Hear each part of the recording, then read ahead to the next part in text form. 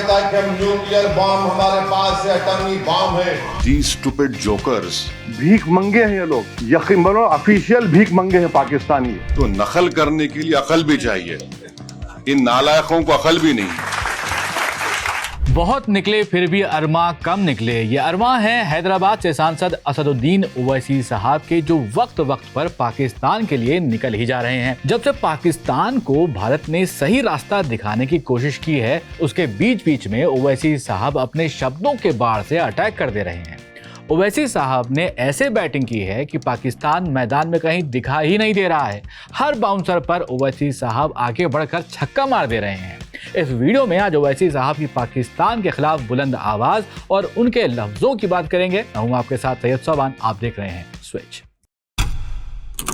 अब बात international platform पर हो रही है। कुवैत में भारत से ऑल पार्टी डेलीगेशन गया हुआ है और वहां पर ओवैसी साहब ने पाकिस्तान के फैक्ट के साथ उनके धागे खोलने शुरू कर दिए। सुनिए ओवैसी साहब ने क्या कहा। Yesterday, the Pakistani army chief had gifted a photo to the Pakistani Prime Minister Shehbaz Sharif. President of Pakistan was there, the Speaker of National Assembly was there. And these stupid jokers, they want to compete with India. They had given a photograph of a 2019 Chinese army drill, claiming it's a victory over India. Now this is what Pakistan indulges in. They cannot even give a proper photograph. अरे भाई साहब, पाकिस्तान वाले photo भी नहीं दिखा पा रहे होंगे। सोशल मीडिया पर वो वेस्टर्न मीडिया को प्रूफ दे रहे थे कि सोशल मीडिया पर आप जाके देख लें, वहाँ के वीडियोस आ रहे हैं। खैर, इसके बाद ओवैसी साहब ने एक कहानी सुनाई, वो भी बड़ी इंटरेस्टिंग थी। ये भी सुन लीजिए। हम बचपने में हम स्कूल में सुनते थे कि अक्सर स्कूल में क्या होता था कि हम अच्छे पढ़ने वाले बच्चे के बाजू के बैठता था। तो नकल करने के लिए अकल भी चाहिए, इन नालायकों को अकल भी नहीं है। बात सही है, अच्छा पढ़ने वाला बच्चा भारत है, लेकिन नालायक बच्चा पाकिस्तान सही से नकल भी नहीं कर पा रहा है। लेकिन आप ओवैसी साहब के भारी शब्दों पर क्या कहेंगे, कमेंट करके हमें जरूर बताइएगा। भारत से टकराने चले बेवकूफ जोकर, मजा आ गया। पाकिस्तान लगातार न्यूक्लियर की धमकी देता रहा है, उस पर भी सुनिए ओवैसी साहब क्या कह रहे हैं। ये बार बार पाकिस्तान ये कहता है कि हम न्यूक्लियर बॉम्ब हमारे पास है, एटॉमिक बॉम्ब है। याद रखिए, अगर आप किसी मुल्क के अंदर जाकर मासूम लोगों को मारेंगे तो कोई भी मुल्क खामोश नहीं बैठने वाला है, चाहे हुकूमत किसी की भी हो।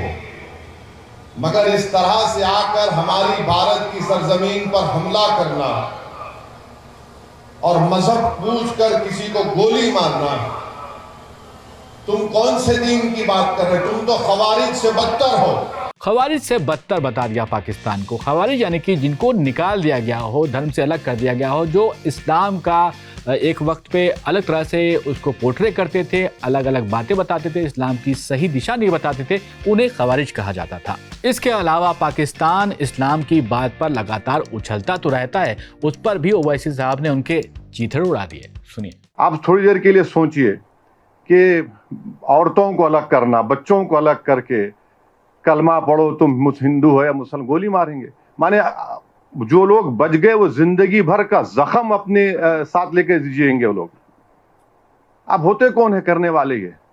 ये इस्लाम और एक नाम लेकर एक जंग नहीं कर रहे हैं, ये सिर्फ भारत को हमेशा परेशान करने के लिए 75 साल से हरकतें कर रहे हैं। जो शरीर थे वो तोड़े मुल्क को, जो अमन पसंद थे उस मुल्क में रह गए।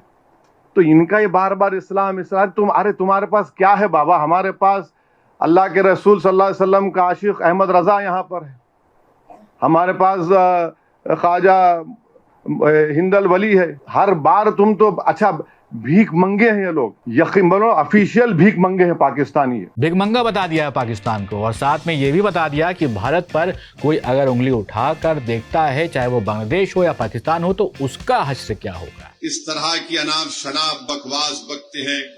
पाकिस्तान एक फेल्ड नेशन है और याद रखिए, ये ताकतें कभी भी भारत को सुकून से रहने नहीं देंगी। आज वक्त है कि हम इनको एक मौसर जवाब दें, ताकि हमेशा के लिए ये दहशत गर्दी का ये जहर हमेशा के लिए खत्म होकर रह जाए।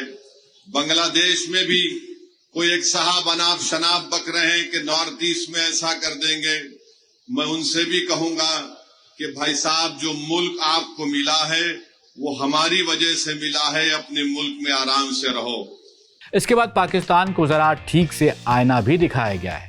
पाकिस्तान में तुम एक मलेरिया की दवा नहीं बना सकते, तुम एक मोटरसाइकिल का टायर तैयार नहीं कर सकते। भारत बहुत आगे है, भारत से पंगा मत लो। अल्लाह का शुक्र है कि हमारे बुजुर्ग नहीं गए वहां पर, वरना इन पागलों को हमको देखना पड़ता। जो लोग गए उनको बर्दाश्त कर रहे हैं। हमको पाकिस्तान से कभी मतलब था, ना कभी रहेगा।